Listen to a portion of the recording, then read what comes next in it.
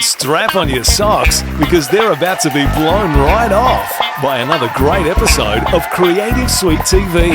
Here's your host, Mike McHugh.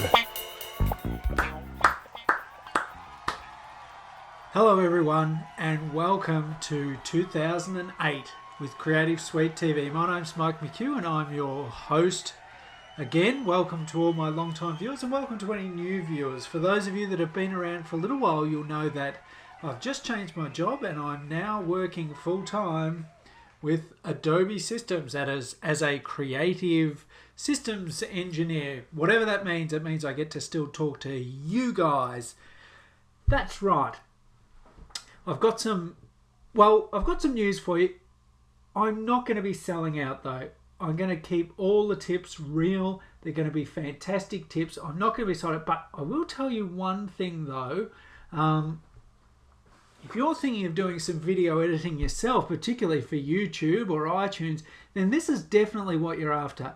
Photoshop Elements or Premiere Elements, it's a great entry-level way of getting into editing video. Of course, you can edit video in Photoshop, and that's what today's lesson is going to be about. We'll be using Photoshop to edit just a little bit of video, give you guys a little bit of a taste of what's going on. Of course, if you get serious about editing video, now believe me, it's not up to me to start selling you lots of product. That's not what this tutorials podcast is all about. We don't sell. But if you were interested in doing some video editing, this is the puppy for you. This is the Adobe Creative Suite 3 Production Premium. Have a look at that monster. Weighs a ton. But that's what I'm editing my podcast with. And that's what you should be editing yours with. Here's the tip.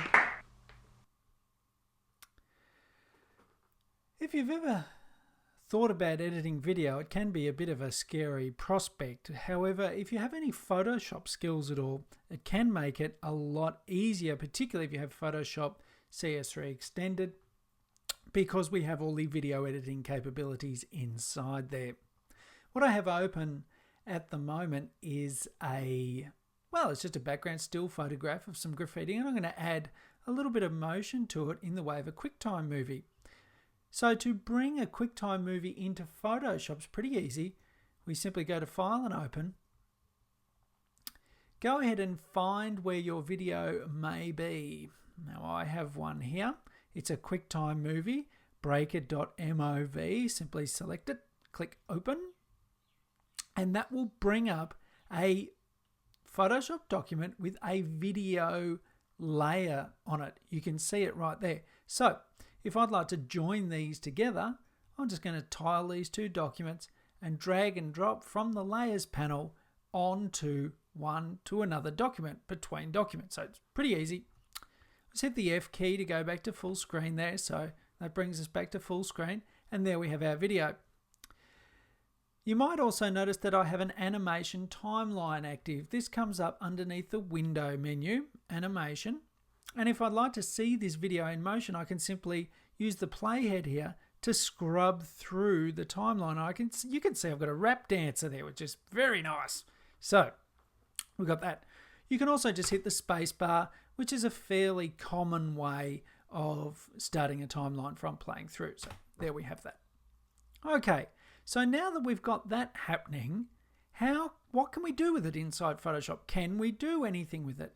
Indeed we can. If I would like to blend this to the background, I can use any of my normal layer blending modes. I say normal layer blending modes, but the blend modes from the top of the layers palette.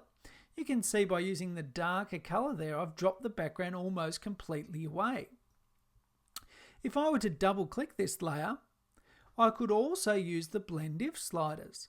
So instead of blend if gray, I could go to blend if green, and for those of you that are used to doing video production, you'll know green screening is used for dropping out the background. We can simply grab the green end of this slider, holding the Alt key down, split it in half to feather the edge, and then we can blend that into our background with the utmost accuracy. We go ahead and press OK. So that has been green screened out, and as we scrub through now, there we have our video. Okay, just something real quick. We can do a lot of things. As a matter of fact, the introduction to my podcast is completely done in Photoshop, just because I wanted to see if I could do it. But if we'd like to move this wrap dancer across the screen, it's really quite easy. We can select our wrap dancer and add a keyframe of position by clicking on this stopwatch. We can then move the playhead, and then we can move our wrap dancer.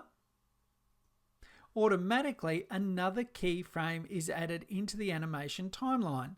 Let me see if I can zoom on in there for you. There it is there. That's a keyframe. That's that little diamond there. And that, in case you're viewing, that's the little stopwatch there on position. Just in case you couldn't see that you're viewing on an iPod. So now if I grab the playhead here and scrub back, there goes the wrap dancer wrapping right across the screen. Let's just go into full screen mode and we'll just have a bit of a look at this. Hey, so we'll press F. F goes into full screen mode there. We can press Tab to hide the background and we can zoom in. I'll just hit the spacebar key now, and there goes our wrap dancer wrapping across the screen. It's actually me. I recorded that on the weekend. It's a very nice little bit of wrap dancing I did there. I hope you enjoyed that tutorial. That's Photoshop. Just a very basic look at editing video in Photoshop CS3 Extended. There's way more to come, so hold on to your hats. If you would like to see more of that, then that would be really something special, I think. Well, hopefully you really enjoyed that tip, because I certainly enjoy doing a little bit of Photoshop. I've got some great stuff. I think I might do some Illustrator for you soon. If you'd like to send me a message, I've got a New Look website which includes blog information, any events that we're running across Australia. I've got an event coming up in Perth, actually. I'm talking 3 days of Photoshop, which you can get along. I think that's going to be advertised on my website as well, so have a look there, as well as on adobe.com.au. Just need a little bit of help. My new boss has... he's fitted me with this new GPS navigator. I'm not quite sure what it's for. I think it's so I can keep track of maybe what I'm up to. So if you know how to remove these things, they fit that at the Adobe, sort of inauguration ceremony. We have the chip implanted, then we have the GPS wrist or anklet attached. So if you know to get those things off, let me know.